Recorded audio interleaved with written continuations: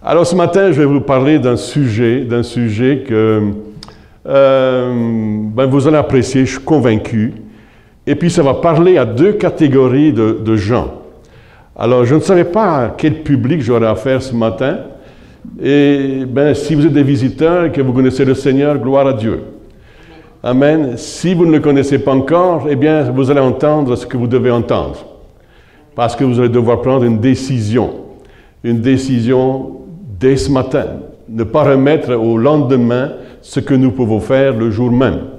Aujourd'hui, nous dit l'Écriture, c'est le jour du salut. C'est le temps favorable. C'est le temps favorable pour tous les hommes de cette planète, les méchants comme les bons, comme on pourrait les appeler. Dieu est venu pour tous les hommes, il est venu pour vous, il est venu pour moi, et pour goûter, oui, à son amour.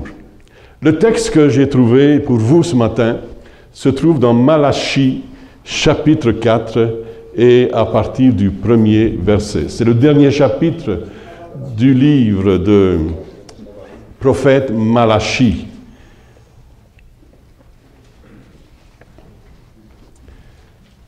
Premier verset du chapitre 4. « Car voici le jour vient, ardent comme une fournaise. Tous les hautains et tous les méchants seront comme du chaume. Le jour qui vient les embrasera, dit l'Éternel des armées. Il ne leur laissera ni racine ni rameau. Mais pour vous qui craignez mon nom, se lèvera le soleil de la justice, et la guérison sera sous ses ailes. Vous sortirez et vous sauterez comme les veaux d'une étable. Et vous foulerez les méchants, car ils seront comme de la cendre sous la plante de vos pieds, au jour que je prépare, dit l'Éternel des armées. Et tout le monde dit Amen. Amen. Alors ce texte traite à la fois la première venue du Seigneur Jésus avec la guérison sous ses ailes. Mais vous savez, dans toute prophétie, et surtout ici qui est adressée, évidemment, les prophètes s'adressaient à Israël, et c'était tantôt pour les corriger souvent, et puis d'autre part aussi pour les exhorter et les ramener souvent à la maison. Le peuple a été un peuple qui souvent a été très distrait à la fois des recommandations des prophètes, négligent, et il y avait des jugements qui malheureusement suivaient. Disons qu'aujourd'hui c'est la même chose. Dieu parle à notre génération, non seulement aux hommes de cette terre, mais aussi à l'Église. Et avez-vous remarqué combien nous sommes distraits? Nous sommes si peu attentifs parce que les années se succèdent, même les siècles, et il semble que ce qui a été prophétisé ne s'accomplit jamais. En tout cas, en ce qui concerne les jugements. Béni soit Dieu parce que bon nombre de prophéties se sont accomplies au travers de Jésus. Amen. Et il y a des choses magnifiques que l'homme a vécues sur cette terre depuis donc la venue du Sauveur. Béni soit Dieu pour l'Église que nous sommes, béni soit Dieu pour qui nous sommes, car nous sommes les rachetés de l'Éternel, un peuple élu et un saint sacerdoce, nous dira l'apôtre, et nous sommes un peuple béni. Amen. Si seulement nous pouvons considérer cela ce matin. Alléluia. Alors, nous trouvons dans une référence de Malachie, d'ailleurs, dans Luc chapitre 1, versets 78 et 79, il y a là une référence à ce texte que nous venons de lire et qui nous éclaire et nous démontre en effet que Malachie avait, sans qu'il le sache, en pensée la venue du Sauveur. Et comme chaque prophétie souvent a un double accomplissement, il, lui, ne pouvait peut-être pas discerner le retour aussi, le second retour de Jésus. Mais il parle ici de la guérison sous les ailes, pour la guérison du peuple, et parle certainement de la première venue de Jésus qui effectivement a amené la guérison. a amené vraiment une nouvelle ère, je dirais, puisqu'on compte les années aujourd'hui depuis la venue de Jésus. Mais il y aura une seconde venue. Amen. Les hommes ne l'attendent guère. Le peuple d'Israël attendait la première venue, le Messie. Malheureusement, ne l'ont pas reconnu. Vont-ils le reconnaître cette fois-ci, sans doute, parce que ce sera très clair la façon qu'il viendra, qu'il se montrera, et il nous est dit qu'ils devront forcément reconnaître leur erreur de l'époque. Pour nous, qui avons reçu le message de l'Évangile, béni soit Dieu, nous sommes devenus des nouvelles créatures, nouvelle création de Dieu, et dans un temps magnifique qui se vit dans l'Église. L'Église, c'est l'Église que vous êtes, vous en faites partie, et dans le monde entier, dites-vous une chose, il y a des millions et des millions de gens comme vous qui adorent et qui louent le Seigneur. Alléluia. On ne sait pas combien, mais certains avancent des chiffres, peut-être bien autour des 500 millions de gens dans le monde sont des personnes nées de nouveau. Amen. Beaucoup de gens parlent de Dieu, mais sont-ils nés de nouveau? Selon l'Évangile, c'est une autre question. C'est Dieu qui jugera de toutes choses, mais si on parle des évangéliques, donc born again, nouvelle naissance, nés de nouveau, on parle d'environ 500 millions dans le monde. Béni soit Dieu. C'est peu, parce que nous sommes autour des 7 milliards sur cette planète. Et on voit des religions montantes, et on voit des choses terribles aussi au travers des religions. Béni soit Dieu, c'est plus qu'une religion pour nous, c'est une relation. Amen. Nous avons une relation intime avec le Sauveur, avec le Seigneur Jésus. Alors, ce verset 78 de Luc dit ceci: « Grâce aux entrailles de la miséricorde de notre Dieu, en vertu de laquelle le soleil levant nous a visités d'en haut pour éclairer ceux qui sont assis dans les ténèbres et dans l'ombre de la mort, pour diriger nos pas dans le chemin de la paix. » Amen. Voilà donc une référence dans le Nouveau Testament de ce que Malachie lui-même a parlé. Avec la venue de Jésus, le soleil de justice donc s'est levé. Et Jésus a rayonné partout dans le monde depuis, n'est-ce pas? Et il y a des gens de toutes nations, de toutes races, de toutes couleurs, de toutes langues, qui aujourd'hui, dans le monde entier, servent le Seigneur. Wow. J'aimerais vous dire une chose, c'est que quand Dieu va rassembler tout ce monde-là, ça va faire toute une foule devant le trône de l'agneau pour adorer et acclamer le Seigneur des Seigneurs. Alléluia. Est-ce que nous faisons partie du nombre ce matin? Est-ce qu'on peut réellement applaudir avec tous les saints? Alléluia. Applaudir le roi des rois, le Seigneur des seigneurs. Nous faisons partie de ce nombre-là. Béni soit Dieu. Et nous sommes comptés déjà parmi le nombre. Il y en a d'autres qui vont se rajouter.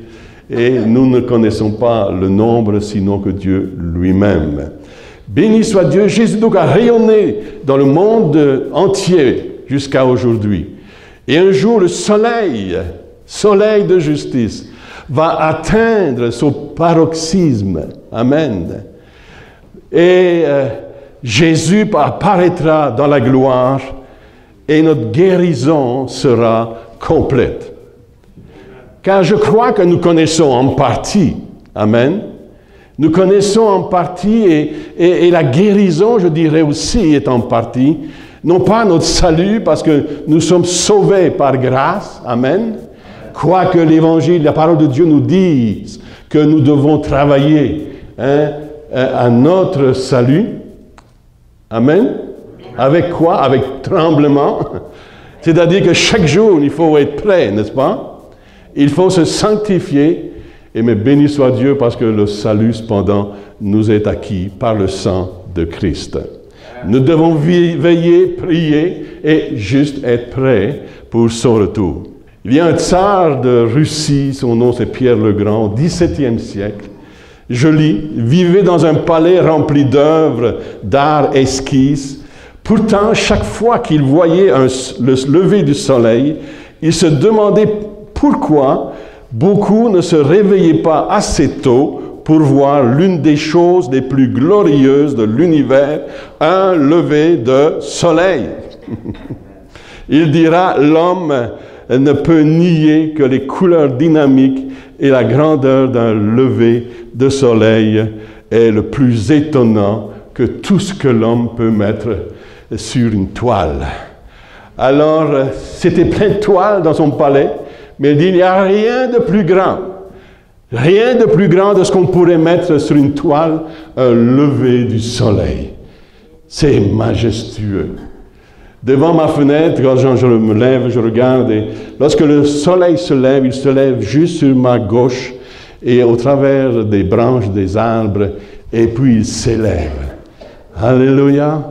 Oh, c'est vrai que c'est notre terre, elle, qui tourne, et nous tournons autour du soleil, n'est-ce pas? Et pas le soleil autour de la terre. Mais cependant, Dieu a tout orchestré pour nos yeux, pour notre bien-être personnel. Même le soleil, eh oui, s'il n'y avait pas le soleil, n'est-ce pas? On a besoin de ce soleil, c'est les vitamines que nous avons besoin aussi pour notre santé. Et oui. Et puis surtout pour réchauffer cette planète, faire fondre la neige. Amen. Ah là, c'est ça. Alors il en sera ainsi avec le glorieux retour de Jésus, le soleil de justice. Amen. Et si cela est vrai alors qu'il est venu parmi nous et qu'il en sera ainsi quand il reviendra, qu'en est-il lorsqu'il paraît dans nos vies? C'est une question, n'est-ce pas? Mais qu'est-ce qui se passe lorsque ce soleil nous rejoint, le soleil de Dieu? Il vient avec la guérison. Amen. Il vient avec la restauration. Les nations ont besoin de guérison, mes amis. Les nations ont besoin de guérison. Je dirais aussi l'Église a besoin de guérison. L'Église a besoin de restauration. Le monde vit des choses terribles aujourd'hui. Si vous avez vécu un peu comme moi toutes ces années-là, eh bien, vous savez un peu ce qu'était hier. Et déjà, c'était terrible. Et puis, on parle des guerres, et puis c'était terrible. Mais aujourd'hui, mes amis, regardez les nations. Et regardez les guerres, regardez les choses terribles et affreuses qu'on vous montre à la télévision, de ce qu'il y a, cette barbarie, cette méchanceté, cette haine terrible de Satan contre la population de cette terre, voulant tout simplement détruire et déstabiliser la foi des enfants de Dieu. Amen. Essayant autant que possible vraiment d'éloigner l'homme de Dieu, de la foi. Le monde est malade, rejetant Dieu. Le monde entier est en guerre aujourd'hui. Avez-vous entendu les nouvelles? Le monde est en guerre. Il est en guerre contre un ennemi qui est sournois, qui est secret, qui est caché et qui tout à coup paraît et frappe dur. Mes amis, nous sommes en guerre. Mais non seulement il y a cette guerre qui est là, qui existe et qui va sans doute s'amplifier, à moins que Dieu n'intervienne. Chers amis, frères et sœurs, doutez pas un seul instant que nous vivons les dernières années, les derniers moments vraiment de ce monde. Dieu, Jésus vient bientôt. Amen. Nous ne pouvons pas nier l'évidence de ce que nous voyons, de ce que nous entendons. Est-ce trop de dire au monde aujourd'hui, car il faut apporter une bonne nouvelle à ce monde, n'est-ce pas? Et il faut apporter, je vous apporte une bonne nouvelle pour vous, enfants de Dieu. Alléluia, la guérison est sous ses ailes. La guérison est sous ses ailes. Son salut, son pardon, sa paix, sa joie sont sous ses ailes. Alléluia. Il n'y a pas de repos en dehors de lui. Nous sommes tellement stressés, tellement acculés, poussés à l'extrême. Mes amis, on a besoin de repos. L'homme a besoin de repos. Mes amis, aujourd'hui, au nom de la religion, on se tue. Au nom de la religion, on décapite. Au nom de la religion, on enferme des chrétiens dans les églises, on met le feu. Qui est derrière cela? Qui, mes amis? S'il n'y a pas une puissance adverse, terrible, qui en veut à ce genre humain, qui en veut aux hommes de la terre. Mais je dis, Alléluia, il y a quelqu'un d'autre qui vous aime. Oh, dites Amen. Il y a quelqu'un d'autre qui vous aime. Alléluia. Quelqu'un ne vous aime pas, c'est clair. L'ennemi ne vous aime pas. Il déchire, il tue, il brise des foyers, des cœurs. Il déstabilise. Il vient avec une grande haine, une grande colère contre les habitants de cette terre. Mais je dis encore Alléluia. Dites encore avec moi Alléluia. Alléluia. Il y a quelqu'un qui m'aime. Alléluia. Il y a quelqu'un qui vient vers moi avec la guérison sous ses ailes. Oh, Alléluia. Alléluia. Mes amis, ce matin, on ne fait pas de la religion. On ne défend pas une religion quelconque. Ce matin, nous prêchons Jésus-Christ, le Sauveur du monde, celui qui vient rempli de compassion, celui qui vient rempli d'amour, celui qui vient vers nous rempli de grâce. Il vient avec sa guérison. Alléluia. Avec la guérison sous ses ailes. Béni soit Dieu. Oh, je dis encore, cette génération a besoin de guérison. Elle souffre. Cette génération est souffrante. Elle a besoin de guérison, mes amis. Oh, la guérison. Alléluia. Ésaïe, chapitre 53, verset 5. Mais il était blessé pour nos péchés, brisé pour nos iniquités. Le châtiment qui nous donne la paix est tombé sur lui. Et c'est par ses meurtrissures que nous sommes guéris. Alléluia. Que vous soyez encore excités, passionnés pour le Seigneur. Hello, passionnés, passionnés. Voyez-vous, vous avez besoin de guérison. Vous avez besoin de restauration. Vous avez besoin d'une intervention d'en haut. Vous avez besoin encore d'être affecté par le Saint-Esprit de Dieu qui change nos vies, nos cœurs, qui bouleverse nos vies. Pas la religion. Les gens ont tous une religion, ou en tout cas des croyances, même les athées ont une croyance. Les athées croient que Dieu n'existe pas, donc il y a une croyance.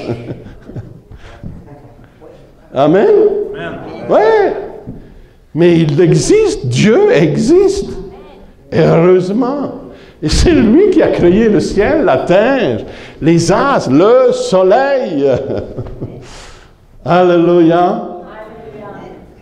Oh, Matthieu, chapitre 1 Pierre d'abord, chapitre 2, verset 24. Lui qui a porté lui-même nos péchés en son corps sur le bois, afin que, mort au péché, nous vivons pour la justice, lui par les meurtrissures duquel vous avez été guéris. Alléluia.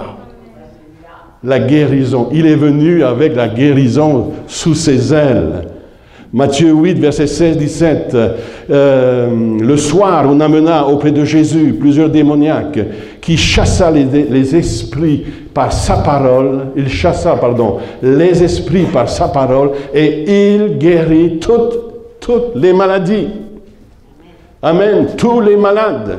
Afin que s'accomplisse ce qui avait été annoncé par Ésaïe. Le prophète, celui qu'on a lu tout à l'heure, il a pris nos infirmités et il s'est chargé de nos maladies. Amen. Amen. Vous savez une chose, frères et sœurs, c'est que quand on se réfugie sous les ailes du Seigneur, nous apprenons à faire confiance que Dieu a le potentiel et la puissance pour nous guérir. Amen. Amen. Notre confiance grandit en lui. Et quand nous lisons le psaume 36, verset 7, il est dit « Combien est précieuse ta bonté !» Par conséquent, les enfants des hommes mettent leur confiance à l'ombre de tes ailes. Alléluia. Amen. Plus nous dépendons de Dieu, plus nous trouvons qu'il est digne de confiance. Savez-vous, c'est qui a dit ça? Je ne sais pas si vous l'avez connu, ce monsieur, Cliff Richards. Cliff Richards était un chanteur dans le monde. Je me souviens, je l'ai vu dans une campagne d'évangélisation avec Billy Graham. Et il était le chanteur dans cette mission. Cliff Richard, sauvé par grâce, qui chante les louanges du Seigneur. Amen. Chantant pour le monde, chantant pour Dieu aujourd'hui. Et c'est lui qui a dit cela. Il a dit, plus nous dépendons de Dieu, plus nous trouvons qu'il est digne de confiance. Amen. Alléluia. Proverbe chapitre 3, versets 5 et 6. Confie-toi en l'Éternel de tout ton cœur. Et ne t'appuie pas sur ta sagesse. Reconnais-le dans toutes tes voies et il aplanira tes sentiers. Amen.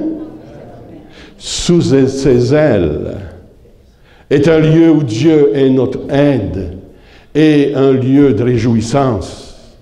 Alléluia. Le psaume 63, verset 7. « Car tu es mon secours, et je suis dans l'allégresse à l'ombre de tes ailes. » Amen. Pas sous les ailes des anges. Ça m'étonne parfois de voir des anges dans les maisons, hein, des anges en porcelaine et de tout modèle possible. Les gens mettent des anges partout. Et ils croient avoir la protection des anges de cette façon-là. Non, non, non, non. Viens te réfugier sous les ailes du Tout-Puissant. Amen. Personne n'est semblable à lui. Aucun ange. Personne n'est semblable à lui. Amen. Ils sont au service des enfants de Dieu. Oh, alléluia. Ah, là, je suis d'accord. Amen. Mais ne viens pas te réfugier sous les ailes des anges, viens te réfugier sous les ailes du Tout-Puissant. Alléluia. Sous ses ailes est un lieu de protection. Amen.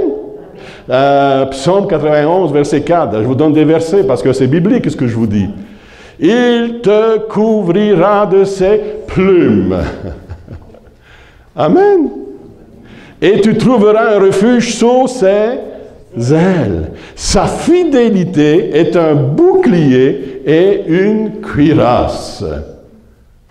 Sous ses ailes est un endroit où notre force est renouvelée et nous amène vers un endroit qui nous est destiné. Regardez Isaïe chapitre 40, verset 31. Mais ceux qui se confient en l'Éternel renouvellent leur force. Ils prennent le vol comme les aigles. Ils courent, ils ne se lassent point. Ils marchent et ne se fatiguent point. Tout des beaux versets de la parole de Dieu. Amen. Est-ce que vous les lisez, ces paroles-là? Est-ce que ça vous encourage ce matin? Il est notre secours, n'est-ce pas? Il est notre guérisseur. Verset 2 de Malachie 4. Mais pour vous, amen. Pour vous, parce que si on regarde le premier, les autres versets, amen, c'est plutôt un jugement radical sur les nations, un jugement radical sur les moqueurs, sur ceux qui ne craignent pas Dieu. Amen. Mais pour vous qui craignez mon nom, se lèvera le soleil de justice. C'est encourageant? Oui. Notre société d'aujourd'hui n'a aucune crainte de Dieu, n'est-ce pas? Regardez comment le monde va ici et là. Et puis c'est le monde des finances. Et puis si la bourse chute un tout petit peu, tout le monde panique. N'est-ce pas? Ça, c'est le Dieu de ce monde. Amen. Mon investissement est dans le ciel. Amen. Mon investissement d'abord et avant tout est dans le ciel. Alléluia. Amen. Je n'ai même pas cotisé pour ma retraite. On me l'a reproché. Mais j'ai tellement fait confiance à Dieu pour mes affaires et pour sa provision que, on est dans la retraite, c'est vrai, mais Dieu pourvoit. Amen. Amen. Toujours bien actif dans l'œuvre de Dieu. Amen. Il pourvoit pour la santé, il pourvoit pour la chaleur, pour le toit. Alléluia. Il est ma provision. Alors écoutez, je ne dis pas qu'il ne faut pas que vous ayez une caisse de retraite, là, puis, donc, prenez vos précautions quand même. Mais moi, je ne l'ai pas fait. Et puis, je n'ai même pas pensé. On était tellement, d'ailleurs, mon épouse et moi, on était tellement occupés à servir Dieu dans les églises, investissant de nos propres argent même, qu'on n'a même pas pensé à la retraite. Et puis, on est arrivé à la retraite, et puis là, on s'est dit, hop, on a vu qu'est-ce qu'on allait avoir avec les gouvernements. Et puis, on s'est dit, waouh, pas beaucoup. Mais, alléluia, j'ai l'âme en paix. J'ai le cœur serein. Alléluia. Dieu est ma provision. Amen. Il a dit, je ne te délaisserai point. Vous ne manquerez de rien. Alléluia. Je pourvoirai à tous vos besoins. Il l'a fait dans le passé, durant ses 40 années de ministère. Il l'avait fait avant déjà. Et puis encore aujourd'hui, il est ma provision. Alors ça ne veut pas dire que vous ne devez pas travailler. Hein? Attention. C'est trop facile. Parce qu'il y a d'autres versets qui disent qu'il faut vous gagner votre pain à la sueur de votre front. Alors ça ne vous donne pas la permission d'être, en tout cas, paresseux. Non, il faut travailler, n'est-ce pas? Mais pour vous qui craignez mon nom, dites-le, disez-nous, amen. Mais pour nous qui craignons son nom, se lèvera le soleil de justice. On va le répéter encore une fois, non? Mais pour nous qui craignons son nom, se lèvera le soleil de justice. Je disais, le monde n'a aucune crainte de Dieu. Enfin, si vous allez voir un psychologue laïque, ou encore un médecin quelconque, et que vous osez déclarer que vous êtes chrétien, mais chrétien actif, eh bien, ils vont avoir une réaction bizarre envers vous. Ils ont eu une réaction bizarre envers mon épouse qui avait des problèmes cardiaques, et quand elle a dit ce qu'elle faisait, qui elle était, il dit, Madame, jetez votre Bible, ça va régler votre problème.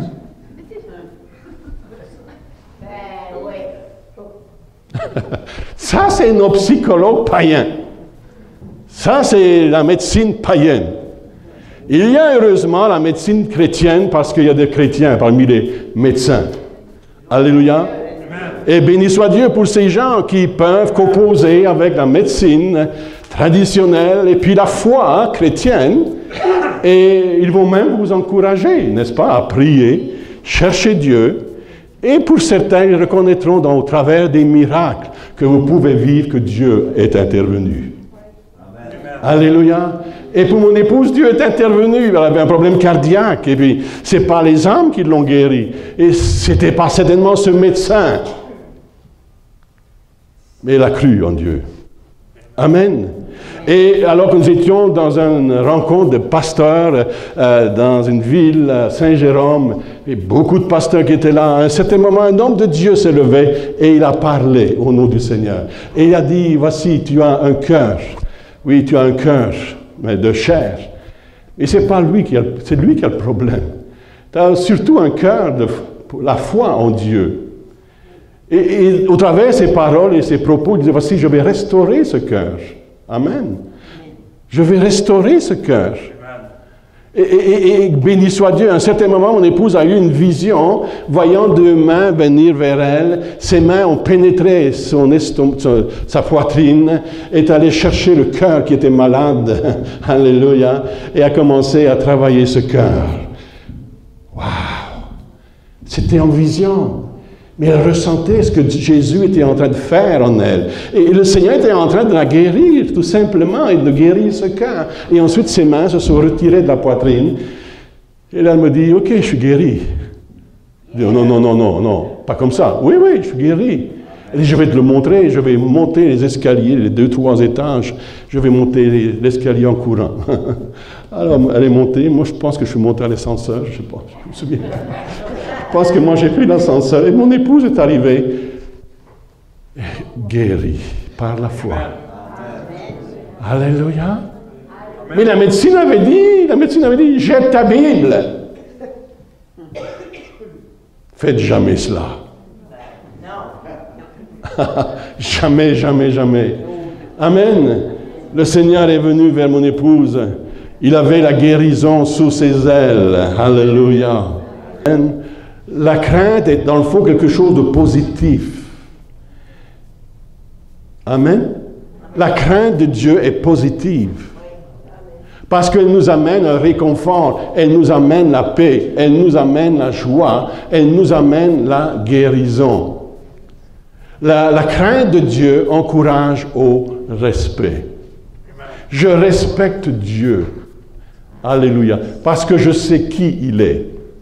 Il est non seulement le Créateur, mais il est aussi et surtout mon Sauveur. Il est mon libérateur, il est mon guérisseur. La crainte de Dieu nous conduit à honorer Dieu plutôt que de nous cacher de Dieu, à le respecter plutôt que de s'éloigner de lui. La crainte de Dieu ne nous fait pas avoir peur de lui, mais nous rapproche de lui. C'est la crainte de Dieu dans le respect. Alléluia. Je respecte Dieu, sa grandeur, qui il est. Il est le créateur de toutes choses. Amen. Amen. Car voici le jour vient. Oh là là. Car voici le jour vient ardent comme une fournaise. Tous les hautains et tous les méchants seront comme du chaume. Le jour qui vient les embrasera. Et dit l'Éternel des armées, il ne leur laissera ni racine ni rameau. Wow! Je lisais Luc chapitre 21, puis ça va avec cela, ça donne un peu l'idée. Verset 25 à 27 qui dit, il y aura des signes dans le soleil, dans la lune et dans les étoiles. Et sur la terre, il y aura de l'angoisse chez les nations. Quand j'ai lu ça, j'ai dit, man, ça y est, c'est commencé. Il y a réellement de l'angoisse parmi les nations aujourd'hui. Vous regardez, vous écoutez, et vous voyez ces gens qui fuient à gauche et à droite. Vous voyez ces morts un peu partout. Oh, c'est pas arrivé chez nous encore. Mais mes amis, il y a de l'angoisse parmi les nations déjà, non? Et ces angoisses vont aller grandissant. Et ça va plus loin que ça. Il y aura de l'angoisse chez les nations qui ne sauront que faire. Ils n'auront pas de solution. Aujourd'hui, on essaye de trouver des solutions, mes amis, à cette guerre souterraine. Mais y en a-t-il une de solution? Et les angoisses semblent aller vers l'avant, en grandissant. L'angoisse chez les nations, qui ne sauront que faire au bruit de la mer et des flots. Regardez ce qui se passe. Avec le réchauffement de la planète, les inondations, les tornades, les ouragans un peu partout et toute cette pluie. Allô? Est-ce que ça vous parle un peu ce matin? Est-ce que ça vous situe où nous sommes rendus? Au bruit de la mer et des flots, les hommes, écoutez là, les hommes rendant l'âme de terreur dans l'attente de ce qui surviendra pour la terre, car les puissances des cieux seront ébranlées. Cela veut dire que nous devons l'attendre. Il vient bientôt. Il vient bientôt. Mon message ce matin, c'est « Il vient bientôt ». Tu n'as pas le droit de négliger ton âme. Tu n'as pas le droit de gaspiller ta vie. Le temps n'est plus là pour cela, mes amis. Église, nous devons nous réveiller aussi. Nous devons être stimulés, nous devons être remplis de foi et d'attente. Amen. Parce que Dieu est saint, vous devez donc chercher Jésus ce matin pour lui dire « Sauve-moi, Jésus. Sauve-moi de cette génération perverse. Sauve-moi, Jésus. » Amen. Sauve-moi, ô Dieu. Fais-moi grâce. Secours-moi. Réveille-moi. Alléluia. Stimule-moi. Motive-moi, ô Dieu. Sauve-moi. Sûrement son salut est proche pour ceux qui le craignent. Pour vous qui craignez mon nom, se lèvera le soleil de justice. Alors je m'expose, voyez-vous, au soleil. De sa justice, c'est vrai, mais aussi aux rayons chauds de ce soleil bienfaisant, qui réchauffe mon âme, qui réchauffe mon cœur. Un cœur qui peut être devenu froid, insensible. Je disais tantôt au Québec, après cet hiver rude et froid, tout le monde attend ces rayons chauds, n'est-ce pas? Alors vous avez le droit de rêver un tout petit peu, puis fermez vos yeux, puis voyez-vous sur une plage. Vous êtes dans le sable chaud. Et puis là, vous avez les doux et chauds rayons du soleil sur votre peau. Je crois qu'on a le droit, n'est-ce pas? Un monsieur a dit ceci, « Ne doutez jamais dans l'obscurité de ce que Dieu vous a déclaré dans la lumière. » Il vous a fait des déclarations dans la lumière. La parole de Dieu est lumière. Lorsque viennent des temps sombres, ne doutez pas ce qui vous a été dit dans la lumière. Ne laissez pas les troubles vous perturber. Les circonstances ne peuvent pas changer le caractère de Dieu. Il est encore de votre côté, même si vous ne le sentez pas. Et il faut apprendre que la vie aussi nous amène à bondir. La suite, regardez bien. Vous sortirez, vous sauterez. Alléluia. Comme les veaux d'une étable, et vous foulerez les méchants, car ils seront comme de la cendre sous la plante de vos pieds au jour que je prépare, dit l'Éternel des armées. Alléluia. Vous sortirez et vous bondirez, ou vous sauterez. Il faut sortir. C'est pas... Si vous regardez les veaux, quand ils sortent des étables après un long hiver, ça saute. Imaginez ces veaux sont restés à l'étable tout un hiver. Ils n'ont pas sorti dans une étape qui puait peut-être, sombre, sans chaleur. Et puis tout à coup, voici le soleil qui se lève avec des chauds rayons qui commencent à réchauffer l'étable et tout à coup, la porte de l'étable s'ouvre. Amen. Wow! Vous sortirez, et c'est ça qu'ils font. Ils sortent. Ils sont libres. Ils veulent faire autre chose. Alléluia. Mes amis, c'est ce que je vous souhaite le plus. Restez pas dans vos étables.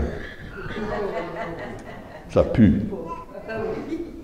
Ça sent mauvais dans l'étable. Amen. Et puis c'est sombre. Et puis parfois on mijote tellement de choses et puis ça circule. Tout est sombre. Est-ce que je me trompe? Pas tout le temps. Mais parfois tout est sombre. Et ce qui est sombre, ça pue.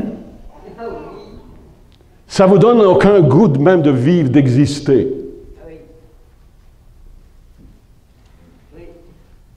Pour ceux et celles qui ne connaissent pas Christ, ils vont souvent, pas tous bien sûr, mais s'ils ne trouvent pas de solution, ils vont finalement finir par le suicide. Ou bien par des drogues. Parce que leur vie pue. Il y a toutes sortes de saletés, il y a toutes sortes de choses qui sont combinées ensemble et leur vie est infecte.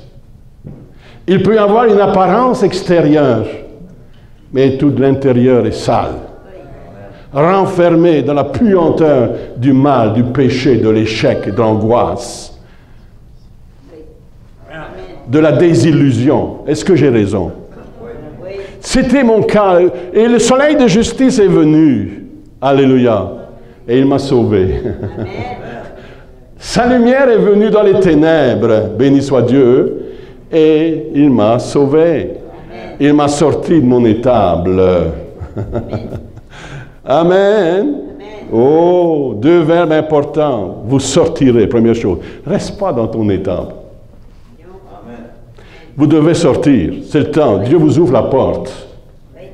Et le soleil de justice nous éclaire. Et il vient pour réchauffer nos cœurs ce matin. Amen. Première chose, sortir. Deuxième chose, sauter. C'est-à-dire sauter, c'est-à-dire ayez de la joie, s'il vous plaît. La joie de l'Éternel sera ma force. Sauter, qui parle de réjouissance, d'émerveillement. Sauter, saute de joie, réjouis-toi, loue ton Dieu. Amen. Mais pour cela, il faut que tu sortes de ton étable. Il faut que tu sortes de toute cette puanteur, de toutes ces choses qui font du dégât dans ton âme, dans ton esprit. Oh, dépose tout au pied du Seigneur. Fais-lui confiance. Sauter. Sauter, c'est un verbe qui parle de passion, qui parle de joie. Vous sauterez comme les veaux qui sortent de l'étable. Amen. Lorsque le soleil de justice se lève avec la guérison sous ses ailes et nous rend libres, nous n'allons pas simplement marcher ou courir, mais nous allons sauter. Amen. Il y a un bien-être intérieur qui coule, qui vient de la source d'en haut, la source de Jésus-Christ.